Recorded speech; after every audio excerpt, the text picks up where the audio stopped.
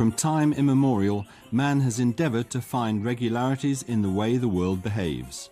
Scientific laws are based on observations, or else they result from theoretical assumptions concerning a particular phenomenon. The laws are considered valid until they are refuted by different observations or new theories. So-called classical physics was founded on these principles. Light was the object of scientific debate more than almost any other phenomenon. In around 1704, Isaac Newton postulated that light was made up of particles. Christian Huygens, by contrast, declared that light consisted of waves. Newton's model eventually came to be accepted until the English physicist Thomas Young was able to prove the opposite.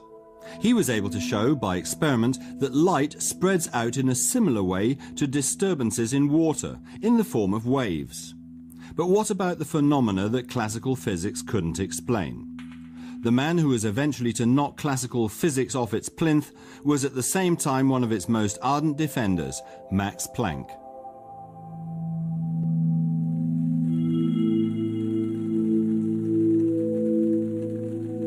Max Planck was born in the northern German city of Kiel on the 23rd of April 1858. He was the sixth child in a family where values such as respect, honesty and reliability were writ large. In 1867, his father, a professor of jurisprudence, was offered a post at Munich University. Here in Munich, young Max attended the Maximilian High School, where he stood out on account of his hard work and sense of responsibility. He was a versatile and talented boy. His great passion was the piano, as it would be for the whole of his life. In 1874, he went to Munich University to study physics, although one teacher had tried to dissuade him, saying that there was nothing left to discover in this field. 3 years later, Planck transferred to the Friedrich Wilhelm University in Berlin. Here he went to lectures given by Hermann von Helmholtz and Gustav Kirchhoff, two of the leading physicists of the age. Planck was especially interested in thermodynamics, which was to be the subject of his doctoral dissertation.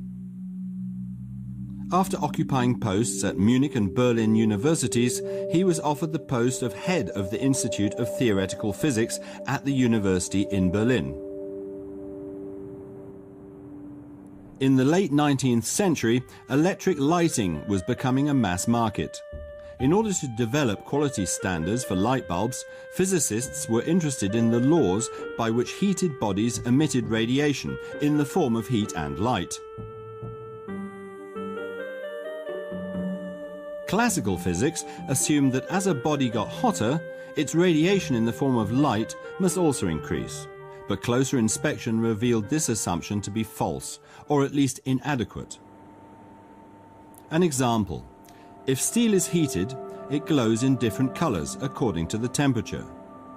What is happening here is the transformation of heat energy into light energy. According to the notions of classical physics, the steel should emit more and more light energy as its temperature increases, until finally it starts emitting ultraviolet radiation, which the human eye cannot see. In other words, the steel ought to become invisible.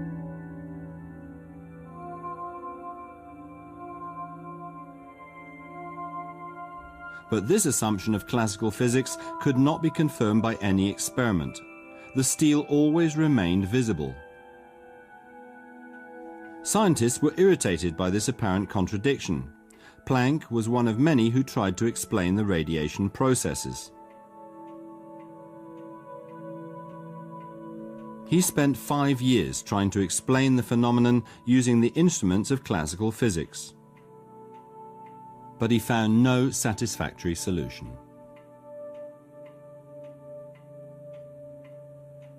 In his desperation, he threw out all his previous convictions and assumed instead that the radiation was not emitted continuously, but in the form of discrete packets of energy known as quanta. This quantization of radiation energy is analogous to water flowing in droplets rather than in a continuous stream. The total energy can then only amount to a multiple of his quantum of action, a constant designated by the letter h. Planck's law states that the radiation energy is the product of the constant h and the frequency of the radiation. While the frequency and the energy were well-known quantities, Planck's epoch-making achievement was undoubtedly the introduction of the constant h.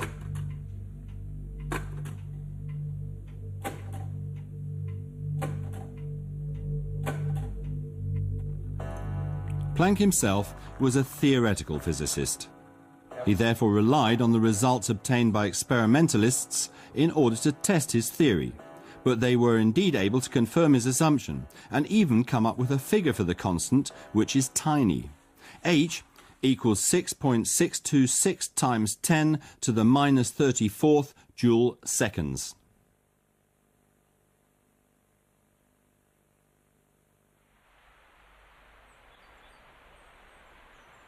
At the meeting of Germany's Physical Society on the 14th of December 1900, Planck announced his law of radiation, referring to the constant that was later named Planck's constant in his honor. This day was to go down in history as the birthday of quantum physics and usher in a new age in science. In opposition to his innermost convictions, Planck had, by the introduction of his constant, found that nature proceeds by leaps and bounds. He was deeply disturbed by his finding, and like most of his colleagues, he could not really believe it. He secretly hoped to discover, sooner or later, a new law of radiation, which would be in accordance with the principle of the conservation of energy, and make the constant unnecessary. After all, his life as a scientist was rooted in classical thermodynamics. That was where he wanted to be. In the following years, he gave more attention to the numerous matters of scientific policy, with which he was concerned in his various official capacities, as a member of the Physical Society, as rector of the Friedrich Wilhelm University, and not least as secretary of the Prussian Academy of Sciences. After the First World War, Planck was awarded the Nobel Prize for his discovery of the quantum of action.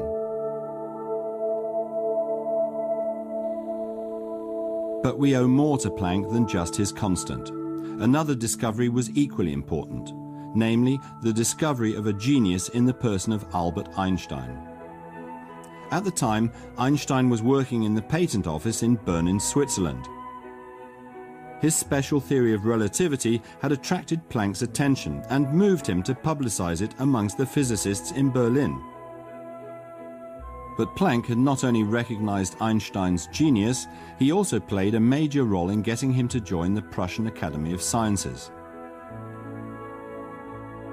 In spite of many differences of opinion on scientific questions, Planck and Einstein were united by a deep and long-lasting friendship.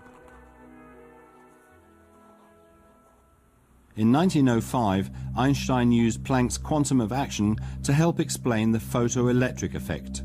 He was thus the first to interpret and apply Planck's constant correctly. So what is the photoelectric effect? When light falls on a metal plate, it is capable of dislodging electrons.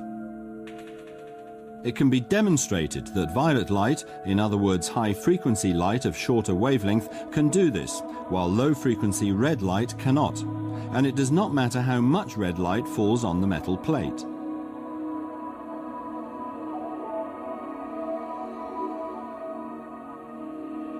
This phenomenon cannot be explained by the wave theory of light.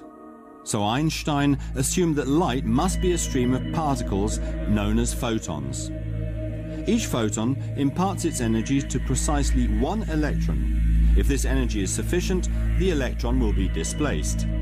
Photons of violet light have a higher frequency and thus greater energy than photons of red light. As a result, a single violet photon can do what countless red photons cannot. In order to calculate the required energy level in each case, Einstein hypothesized that the energy of the photon was, like radiation energy, also the product of their frequency and Planck's quantum h. The American physicist Robert Millikan was able to prove this theory by experiment. And in 1921, Albert Einstein was awarded the Nobel Prize for the discovery of the law of the photoelectric effect. Albert Einstein's application of quantum theory showed that light acted both as a wave and as a particle. The old dispute about the nature of light was thus a thing of the past. And gradually, as quantum theory came to be successfully applied in other spheres, scientists came to abandon their misgivings. The Danish physicist Niels Bohr used the idea of the quantizability of light in order to explain the stability of atoms. According to the existing model proposed by Ernest Rutherford, the atom consisted of a positively charged nucleus and negatively charged electrons in orbit around it. The stability of the atom was based on the premise that the attractive forces between the opposite charges are balanced by the centrifugal force of the electrons. Because of their movement, however, the electrons must be continually losing energy and thus be slowing down. Sooner or later, they would crash into the nucleus. But atoms are stable. Bohr was trying to find out how. He assumed that electrons do not circle the nucleus haphazardly, but in precisely defined orbits, in which they cannot lose energy. Nearer the nucleus, the energy levels are lower than in the outer orbits. If an electron now jumps to a higher orbit, it must absorb a quantum of energy, in other words, a photon. When it jumps back, it emits the energy quantum once more. This is the famous quantum leap. The energy emitted or absorbed each time corresponds to the product of Planck's constant and the frequency of the photon. Bohr's explanation meant that the quantum theory had finally established its credentials. With his quantum of action, Max Planck had laid the foundation stone for a new kind of physics, underpinned by Albert Einstein and not least Niels Bohr. It was their research that ultimately created the basis for the development of quantum physics, which explains the processes in the microcosm of atoms and even smaller particles. We owe many of the achievements of modern everyday life to quantum theory. The computer, for example, and the laser with its many applications. Without quantum theory, modern medical technology would be inconceivable. For example, magnetic resonance imaging. It allows pictures to be made of the whole body, sparing the patient the discomfort of multiple examinations. Positron emission tomography allows us to see the metabolism at work. This procedure helps to locate cancer cells, as it can distinguish their metabolism from that of healthy cells. A further application of quantum physics is the ongoing reduction in size of the building blocks which make up computers, which, as a result, will become even faster and more powerful. The foundation for all these technical achievements was laid by Max Planck, with the discovery of the quantum of action at the start of the 20th century.